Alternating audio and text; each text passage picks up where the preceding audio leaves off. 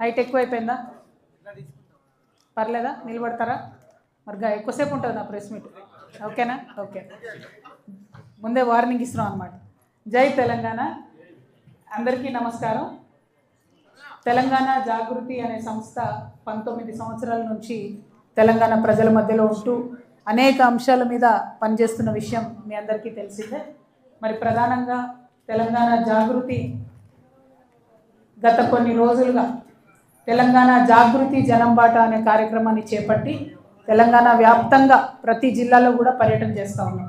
అంటే జిల్లా పర్యటన అంటే ఏదో పొద్దునొచ్చి కార్యక్రమం చేసుకొని బండెక్కేసి వెళ్ళిపోవడం కాకుండా వెళ్ళి ఆ జిల్లాలో 2 రోజులు ఉండి అంతకుముందే ఆ జిల్లాలో మా టీం ముందెళ్ళి ఏ సమస్యలు ఉన్నాయని వాటిని పరిశీలించిన తర్వాత మేము వెళ్ళి అక్కడ 2 రోజులు ఆ జిల్లాలో ఉండి అందరినీ కలిసి కూలంకుషంగా చాలా సానుకూలంగా సావధానంగా సమస్యలు వాటి అంశాలను అర్థం చేసుకొని తర్వాత వాటి మీద పోరాటం చేయడం అనేటటువంటిది ఒక ఎజెండాగా పెట్టుకొని ఆ ఎజెండాతో కంటిన్యూస్గా పనిచేస్తూ ఉన్నాం.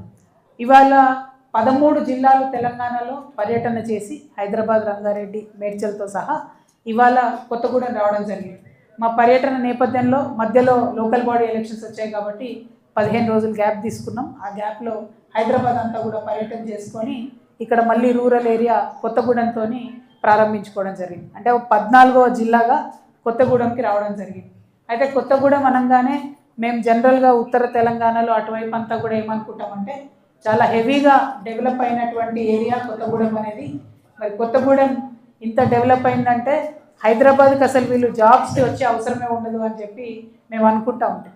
ఖమ్మం, కొత్తగూడెం 2 జిల్లాలుగా మారినప్పుడు కూడా కొత్తగూడెంలో అనేకమైనటువంటి హెవీ వాటర్ ప్లాంట్ నుంచి మొదలు పెట్టుకుంటే, ఐటీసీ నుంచి మొదలు పెట్టుకుంటే, Singareni coal collieries corporate headquarters దగ్గర నుంచి మొదలు పెట్టుకుంటే అనేక సంస్థలు ఉన్నాయి. అసలు వీళ్ళు ఎవరు కూడా హైదరాబాద్ వచ్చే అవసరం లేదు అన్నంత ఒక గర్వంతో చెప్పుకుంటాం కొత్తగూడెం అంటే. కానీ నేను అంతకుముందు తెలంగాణ రాకముందు చూసిన కొత్తగూడెం వేరు, ఇప్పుడున్నటువంటి కొత్తగూడెం జిల్లా వేరు. కొత్తగూడెం జిల్లాలో ప్రత్యేకించి మనం గిరిజనులను గుర్తు చేసుకుంటాం. మన గిరిజనులకు సంబంధించి ఆలోచన చేస్తాం. ఎందుకంటే మెజారిటీ రిజర్వేషన్ ఉన్నటువంటి సీట్స్ ఉన్నాయి. అవి ఎమ్మెల్యేస్ అయినా గ్రామ పంచాయతీలైనా. మొన్న బీసీ రిజర్వేషన్లో అయితే కొత్తగూడెం జిల్లాకు 0 వచ్చింది రిజర్వేషన్లో. ఎందుకంటే అంత హెవీగా పాపులేషన్ మొత్తం కూడా ట్రైబల్ ఉందని చెప్తున్నారు. సరే, అది కరెక్ట్ కాకపోయినప్పటికీ ట్రైబల్ పాపులేషన్ అంత పెద్ద ఎత్తున ఉన్నటువంటి జిల్లా. మరి ఇంత ట్రైబల్ పాపులేషన్ ఉన్నటువంటి జిల్లాలో అంతకుముందు మీ అందరికి గుర్తుండి ఉంటుంది, గిరిజనుల దగ్గర నుంచి వాళ్ళు అడవిలో తీసుకొచ్చేటటువంటి వస్తువులను కొని వాళ్లకు చింతపండు, చక్కెర, ఉప్పు లేదా బియ్యం ఇట్లాంటివన్నీ కూడా గిరిజన కార్పొరేషన్ వాళ్ళు అమ్మేవాళ్ళు. ఇవాళ మొత్తంగా గత 5 సంవత్సరాలుగా గిరిజన కార్పొరేషన్ అనేటటువంటిది నిర్వీర్యం అయిపోయినటువంటి పరిస్థితి. 30 సంవత్సరాల నుంచి కూడా గిరిజన కార్పొరేషన్లో అసలు ఎంప్లాయ్మెంటే లేదు, కొత్తగా ఒక మనిషిని పెట్టిందే లేదు. అంటే ఎంటైర్ గిరిజన కార్పొరేషన్ అనేటటువంటి సిస్టమ్ని చంపేసేటటువంటి ప్రయత్నం జరుగుతుంది. అది బీఆర్ఎస్లో ప్రారంభమైంది, ఇప్పుడు కాంగ్రెస్ కొనసాగిస్తున్నది. ఎక్కడా కూడా జీసీసీలో ఫండ్స్ లేకపోవడం అన్నది చాలా దారుణం. అదేవిధంగా ఐటీడీఏలకు కూడా ఫండ్స్ ఇవ్వకుండా మరి ఇబ్బంది పెడతా ఉన్నారు. ఇవాళ నేను అధికారులని అదేవిధంగా రాష్ట్ర ప్రభుత్వాన్ని ఒకటే అడుగుతా ఉన్నాను, మరి ఈ భూమికి మూలవాసీలైనటువంటి ఆదివాసీ గిరిజనులు అంటే కేవలం ఓట్ల కోసమే కావాలా మనకు? మిగతా సమయంలో వారి గురించి ఆలోచన వద్దా? ఎక్కడన్నా స్పెషల్గా మనం ఏమన్నా వాళ్ళ కోసం చేశామా? ఈ కొత్తగూడెం, ఖమ్మం జిల్లాల్లో ఎక్కడైతే, కొత్తగూడెం, భద్రాద్రి జిల్లాలో ఎక్కడైతే పెద్ద ఎత్తున గిరిజనులు ఉంటారో ఏం చేసాం వాళ్ళ కోసం? మనం ఒక్కసారి దయచేసి ఆలోచించుకోవాలి. ప్రత్యేకించి ఒక డిఎస్సి పెట్టాలి గిరిజనులకి. ఎన్ని రోజులైంది పెట్టి? ఎక్కడ లేనటువంటిది ప్రపంచంలో ఇక్కడ మాత్రమే సపరేట్ ఒక బీఈడి కాలేజ్ ఉంది గిరిజనుల కోసం, ఆదివాసీల కోసం. ఎట్లా ఉంది దాని పరిస్థితి? మరి దానికోసం ఎగ్జామ్స్ పెట్టామా? ట్రైబల్ డిఎస్సి వేసామా? ఈ విషయం దయచేసి ఆలోచించాలి. ఇవాళ పొద్దున మేము పర్యటన చేసుకుంటూ పినపాక నుండి వస్తుంటే ఎంత నిర్లక్ష్యం అంటే గిరిజనులు అంటే, సింగరేణిలో గిరిజనులైనా ఆదివాసీలైనా సింగరేణిలో మనుగురు మైన్ ఎక్స్టెండ్ చేస్తూ పెద్దపల్లి అనేటటువంటి ఒక గుత్తికో తండా ఉంది. మొత్తంగా ఊరంతా తీసేశారు. 70 ఇండ్లు, ఆ 70 మందిని తీసేశారు. కనీసం వాళ్ళకి R&R ప్యాకేజ్ ఇవ్వలేదు, వాళ్ళ భూములకు ధర ఇవ్వలేదు, ఏది కూడా ఇవ్వలేదు.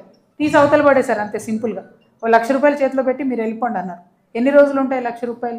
లెక్క ప్రకారం, రూల్ ప్రకారం సింగరేణిలో 1 ఇంచు జాగా పోతే కూడా పర్మనెంట్ ఉద్యోగం ఇవ్వాలి. అసలు ఆ ఊసు లేదు. ఎందుకంటే ఆదివాసీలు కదా, గిరిజనులు కదా, వీళ్ళు ఏం అడుగుతారులే అని చెప్పి ఒక నిర్లక్ష్యం. సో ఈ జిల్లాలో నేను గమనించింది అయితే ఎక్కడా కూడా గిరిజనులకు సంబంధించి ప్రత్యేకమైనటువంటి శ్రద్ధ పెట్టడం కానీ, ఆలోచన చేయడం కానీ ప్రభుత్వం చేయడం లేదు. పైగా ఇదివరకు ఉన్నటువంటి వ్యవస్థలన్నీ కూడా ఒక్కొక్కటి నిర్వీర్యం చేస్తూ పోతున్నారు. మనుగూరులో మనం పెట్టుకున్నటువంటి ఏదైతే థర్మల్ పవర్ స్టేషన్ ఉందో కొత్తది పెట్టినటువంటిది, ఆ థర్మల్ పవర్ స్టేషన్లో కూడా భూమి పోయినటువంటి వారికి ఎంతోమందికి ఇంకా ఉద్యోగాలు రాకుండా ఆపడం జరిగింది. మరి ఎందుకోసం ఇంత నిర్లక్ష్యం అని నేను ఈ జిల్లాలో ఉన్నటువంటి మంత్రులందరినీ కూడా అడుగుతూ ఉన్నాను. మనకు తెలుసు జల్ జమీన్ జంగల్ అనేటటువంటి నినాదంతో పోరాటం చేసినటువంటి ఆదివాసీ యోధుల కన్నటువంటి ఈ ఖమ్మం జిల్లాలో మరి ఆదివాసీలను కంప్లీట్గా పట్టించుకోకపోవడం అన్నది చాలా దారుణంగా ఉంది. కొత్తగా క్రియేట్ అయినటువంటి కొత్తగూడెం భద్రాద్రి జిల్లాలో ఆదివాసీల హక్కుల కోసం తెలంగాణ జాగృతి ముందుండి పోరాటం చేస్తుందని ఈ సందర్భంగా నేను తెలియజేస్తా ఉన్నాను. ఇంకొక మాట గమనించాలి, అందరూ ఆదివాసీలు అనగానే గిరిజనులు అనగానే వాళ్ళకేమైంది రిజర్వేషన్ ఉంది కదా అంటారు.